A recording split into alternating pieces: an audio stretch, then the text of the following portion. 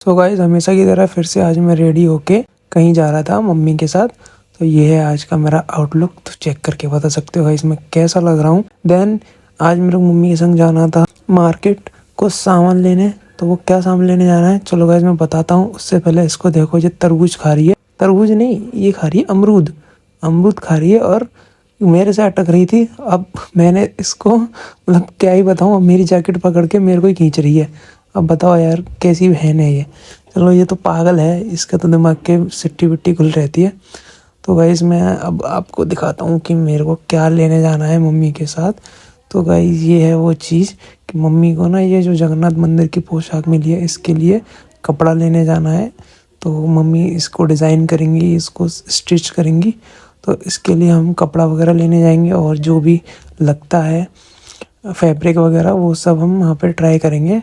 तो गाइज आपको दिखाता हूँ, ब्लॉग में बने रहिएगा पूरी तरीके से। तो मैंने अपने घर का गेट खोला तो मुझे दिखाई दे रहा है कि भाई हमारे घर की गली बन रही है, तरक्की हो रही है अपने आगरा में। बताओ धीरे धीरे मेट्रो तो बनी रही है, साथ में हमारे घर की सड़क भी बन रही है।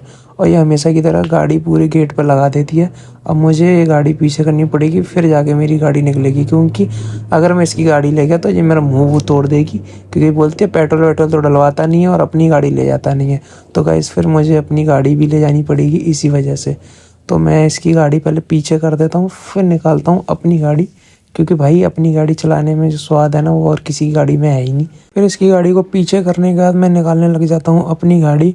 उसके बाद देखो गाइस मैंने अपनी गाड़ी निकाल ली है और अभी भी मम्मी निकल गई नहीं, इन्होंने मेरी गाड़ी पे रख दिया कूड़ा। भाई मेरी गाड़ी ऐसी यूज़ होती है कूड़ेदान की तरह, कभी कूड़ा कभी कुछ कभी कुछ। अब ये दीदी और मम्मी में बहस हो रही है। दीदी कह रही है मम्मी तुम स्वेटर पहन के जाओ, तुम कुछ नहीं पहनती हो, सर्दी हो रही है।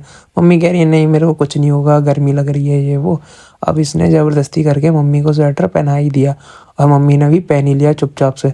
और फिर गाइस हम निकल जाते हैं इस वाली गली में। तो भाई काम चल रहा था, मैंने सोचा निकल जाएगी गाड़ी, बट निकली नहीं। तो फिर मेरे को टर्न करनी पड़ी गाड़ी और पीछे की तरफ से मेरे को ले जानी पड़ी। अब मम्मी को बैठा के मैं निकल जाता हूँ बाजार।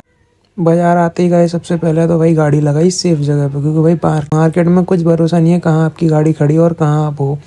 फिर उसके बाद हम चले गए इस शॉप पे फैब्रिक वाली, जिस पे हमने जो हमें जो कपड़ा चाहिए था वो हमने ट्राई किया, बट वो हमें मिला ही नहीं। फिर भैया गोदाम पे गए, गोदाम पे भी उनको नहीं मिला। फिर हम बहुत सारी दुकानों पे गए, अब दिखाते हैं हम कितनी कितनी दुकानों पे गए थे गाइस।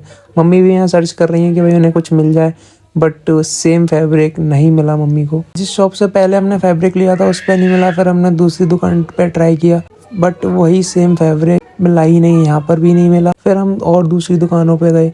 अब गाइस देखते जाओ ब्लॉग में हम कितनी कितनी ज़्यादा शॉप पे गए हैं और कैसी कैसी गलियों में गए हैं।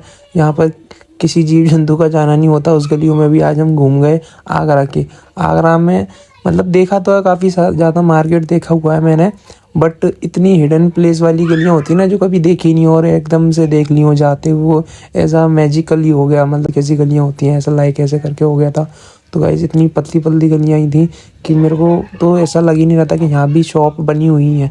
तो गाइस देखो कितनी ज़्यादा पतली पतली गलियाँ और कितनी कितनी शॉप बनी हुई है और कितनी कितनी शॉप पे हमने ट्राई किया है जो फैब्रिक हमें चाहिए था। फिर गाइस एक भैया ने बताया कि आपको इस मार्केट में तो ये फैब्रिक नहीं मिल सकता, आपको स्वास बाजार जाना पड़ेगा। तो वहाँ पे आप ट्राई कर सकते हो या इसके बगल वाली मार्केट में भी ट्राई कर सकते हो। तो पहले हमने सोचा इस बगल वाली मार्केट में चलते हैं, वहाँ ट्राई करते हैं। तो वहाँ भी कई सारी शॉप पे हमने सर्च किया, फाइंड आउट किया, बट फैब्रिक नहीं मिला हमको जो हमें चाहिए था। फिर हम चले गए थोड़ी देर बाद स्वास बाजार। उसके जाने से पहले मम्मी ने यहाँ से लिया एक रुमाल का पैकेट, क्योंकि भाई कभी आए दिन ज़रूरत पड़ी जाती है रुमाल की। तो मम्मी ने यहाँ से रुमाल का पैकेट लिया और गाइस रुमाल का पैकेट काफ़ी सस्ते वस्ते मिल जाते हैं यहाँ से। तो आप लोगों को भी परचेज़ करना हो तो यहाँ मनकामेश्वर के मंदिर के पीछे जो बिजली घर के लिए रोड गई है वहाँ पे ये शॉप बनी है और वहाँ पे कई सारी शॉपें हैं।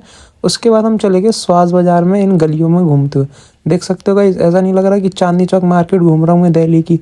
और ये रहे अपने शिव शंकर महाराज जी और एकदम इनकी मनकामेश्वर महाराज जी की तरह सिमिलर मूर्ति और सिमिलर जो स्ट्रक्चर वैसा बना हुआ है। फिर मम्मी ने इस शॉप पे पूछा कि भैया जी ये वाला फैब्रिक होगा। इन्होंने अभी दिखाया बट इन्होंने कुछ दूसरा फैब्रिक दिखाया जो कि कलर से मिसमैच कर रहा था, जो कि मैच नहीं कर रहा था। फिर मम्मी ने सोचा कि चलो इससे भी रहने देते हैं। फिर इसके अपोजिट वाली शॉप पे पूछा, यहाँ पे भी ट्राई किया बट भैया ये कुछ ज़्यादा बिजी थे, बट इन्होंने बता दिया कि यहाँ नहीं मिल सकता, आपको थोड़ा अंदर जाना पड़ेगा। फिर हम थोड़ा सा अंदर और गए गाइस अब अंदर चल के हम आपको दिखाते हैं कि हम कितना अंदर गए थे गलियों में। तो गाइस हमने इस शॉप पे भी ट्राई किया, मतलब कि हमने कोई शॉप छोड़ी ही नहीं। जो हमें दिखाई दे रही थी फैब्रिक वाली शॉप, उस पर हमने सबों पे पूछ के देख लिया, और जितना अंदर तक हुआ जा रहा था हम लोगों पे, हम उतना अंदर तक चले गए। और गाइस ये फैब्रिक नहीं था, ये ऐसा हो गया था कि बोलते ना कौन सा वो कहावत है ना, चोर की दाढ़ी में तिनका करके, ऐसा बोलते हैं ना, किसकी राजा की दाढ़ी में तिनका, ऐसा करके होता है। गाइस ये उस तरीके से हो गया था हमसे कि भाई ये कपड़ा किसी शॉप पे नहीं मिला। इतने सारे फैब्रिक की शॉप थी, इतने सारे खदानों की शॉप थी, बट ये सेम फैब्रिक मिल ही नहीं रहा था। अब गाइस दिखाते हैं हम अंदर कितना अंदर गए थे। गाइस फिर एट द एंड हमने देख लिया, हम पे जितना हो पा रहा था हमने उतना सर्च किया, हमने अंदर तक गलियां छान मान ली, शॉप छान मान ली। एट द एंड फिर हमने एक फैब्रिक ले लिया जो कि कलर से थोड़ा सा मिसमैच था, हल्का सा बैलेंस आउट हो रहा था, बट अब क्या करें, पोशाक रेडी करनी है जगन्नाथ जी महाराज की, तो वो भाई करना ही पड़ेगा। फिर थोड़ी देर बाद अपन लोग आ गए मौसी जी के यहाँ, जहाँ इनके देवर की शादी थी, जो हमने ब्लॉग वगैरह डाला था, और वहाँ आ गए। और ये देवर जी बैठे हैं और ये मौसा जी वगैरह, और जिनके बच्चे खाना पीना खा रहे थे अपना मस्त। मौसा जी भाई बहुत क्यूट, और क्यूट बोले स्वीट बोले, बहुत बढ़िया मौसा जी हमारे ये। और ये हमारी दीदी है, और ये हमारी मौसी हैं, और बाकी सब लोग बैठे होते एंजॉय कर रहे थे, हंसी मजाक कर रहे थे। आफ्टर मैरिज, शादी के बाद होता है ना, अपना आराम से रेस्ट वेस्ट करना हो शादी के बाद। फिर थोड़ी देर गाइस हम यहाँ रुके, थोड़ा बहुत हंसी मजाक किया, और उसके बाद थोड़ी देर बाद हमारे ओम महाराज आ जाते हैं सो सा के, अपनी नींद पूरी करके मम्मी की गोद में बैठ रहे हैं। अब भाई इन्होंने तो पैंट में ही मूत लिया था, फिर मौसी ने इसकी पजामी बदली, क्योंकि देखो ये मूत मात के आ रहे हैं और यहाँ हंस के दिखा रहे हैं। वो तो खैर बच्चा है, सो कोई दिक्कत नहीं, मूतना वूतना तो चलता रहता है। फिर मौसी के कहने पे वान्या को मैं ट्यूशन छोड़ने आया था, क्योंकि मौसी बोलनी थी इसकी काफ़ी सारी छुट्टी हो गई है, आज इसको ट्यूशन छोड़ा।